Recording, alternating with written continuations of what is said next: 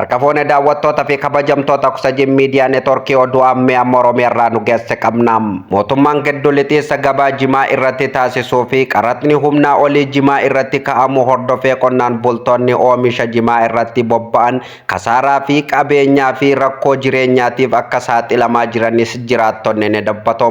Godinaalee Harargee lamaan dabalatee naannoo Hararii keessatti oomishni jimaa bal'inaan kan beekamu yoo ta'u, jireenyi hawaasaa godinaalee kanneen jimaa irratti kan hirkate ta'uu jiraattonni ni dubbatu.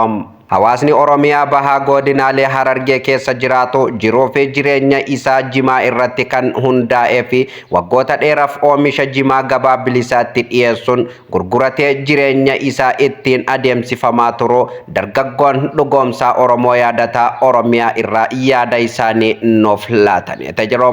Haa ta'u malee waggoota as giddu lixinsa mootummaa gabaa jimaa irratti taasise hordofuun qaraxni humnaa olii jimaa irratti kaa'amuu fi jimaa gara biyya alaatti ergamu humni isaa daangeffamu hordofee uummanni miidhamaa garagaraatiif akka saaxilamaa jirus dargaggoon kun ni dubbata.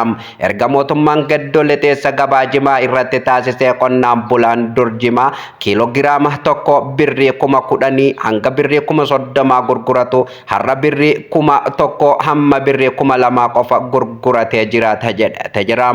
Kun ammoo keellaa jimaa irratti qaraxa baay'achuu hordofee jechuun kan himu dargaggoon dhugoomsaa Oromoo jimaan Harargee lixaa irraa bahu Bordodde irratti jimaan konkolaataa tokko hanga birrii 70,000tti qaraxama jedheetti jira. Haaluma wal fakkaatuun jimaan Bordodde irratti qaraxame yeroo dhangaggoo gahus ni qaraxama jedheetti jira. Dhangaggoo irraa kan dirree dawaa seenus keellaa dirree dawaa irrattis akka haaratti qaraxama jechuunis baasii qaraxaa jimaa kun hundinoo qonnaan bulaa irratti akka fe'amee jirus dargaggoon kun ni dubbata. Jiraataan magaalaa Wadaay tokko nageenya isaatiif akka maqaan isaa dhaawamu hin barbaanne dhimma jimaa irratti bilbilaan yaada isaanii Oksijin Miidiyaa Neetwoorkiif kennaniiti jiru. Godinaalee Harargee bahaa fi Harargee lixaa jimaan waa hunda jedheeti jira. Jimaan yoo hin jirre jireenyi hin jiru. Dargaggoon kun yaada isaa itti fufuun jimaa gurgurannee wantoota jireenya ilma namaatiif barbaachisan bitanna jedheeti jira. Jireenyi uummataa waggoota dheeraaf jimaan adeemsifamaa ture. Waggoota darban keessa mootummaan giddu lixinsa gabaa jimaa irratti taasise hordofee gatiin jimaa gadi bu'uun qonnaan bultoonni gatii dadhabbii isaanii argachuun haa hafu jireenya isaanii itti fufsiisuuf dadhabuu beelaaf saaxilamaa akka jiranis jiraatan kun ni dubbata. Dargaggoon dhugoomsaa Oromoo gama isaatiin jimaan duraan kiiloogiraamiin tokko birrii 3 qaraxamaa ture har'a seera maleessan birrii 50 hamma birrii 60 bakka itti qaraxamuutu jira jedheeti jira. Qaraxni humnaa olii kun qonnaan bulaa irratti dhiibbaa guddaa geessisaa jira jechuun qonnaan bulaan dur gabaa bilisaatti oomisha isaa dhiyeessee gurgura har'a danqameeti jira jedheeti jira. Warri keellaa irratti jimaa qaraxaa akkuma barbaadan qaraxan jechuunis dargaggoon kun ni dubbata. Daldaltoonni jimaa konkolaataa tokko irratti keellaa 2-3tti qaraxanii wayita gabaaf dhiyeessan gatiin isaa baay'ee qaaliidha kan jedhu dargaggoon kun gatii qaalii kanaan namni bitu hin jiru jedheeti jira. Kanaaf daldaltoonni gaafa jimaa bitan baasiiwwan daandii irratti jimaa irratti baasan kana qonnaan bulaa irratti herreguun gatii rakishaan jimaa bitanii gabaaf dhiyeessan jedheeti jira.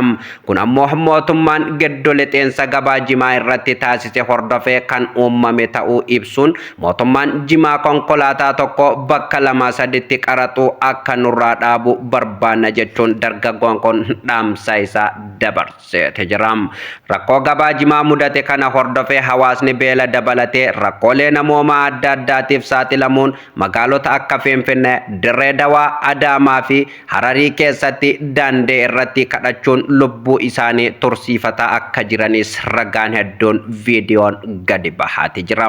Uummanni Harargee jiruuf jireenyi isaanii jimaa irratti kan hundaa'e yoo ta'u, qabeenya jimaa irraa argatan maatii ofii bira darbanii biyyaaf akka gumaata godhaa jiranis isaaniitis ni beekamam. Barataan yeroo ammaa kana yuunivarsiitii fi askuulii fi hamma elementarii irraa hamma gandaatti mana barnootaa gadhiisuun kun gara baharaa baqachaa akka jirus jiraattonni ni dubbatam. Barataan boruu barate biyya bulchuu danda'u, biyya jijjiiruu danda'u har'a gara galaanatti baqachaa waan jiru fakkaatam. Ayyoon goota deessee fi akkasumallee ayyoon doktora deesseef, ayyoon profeesara deessee fi ayyoon piraayim ministeerii deessee har'a daandii Finfinnee irratti kuftee na dhaqqabaa waan jettu fakkaatem. Uummanni Oromoo kaabaa fi kibbaa akkasumallee bahaa fi dhiha jiran uummata Oromoo Harargeetiif akka dirmatanis waamicha dabarsuu barbaannam.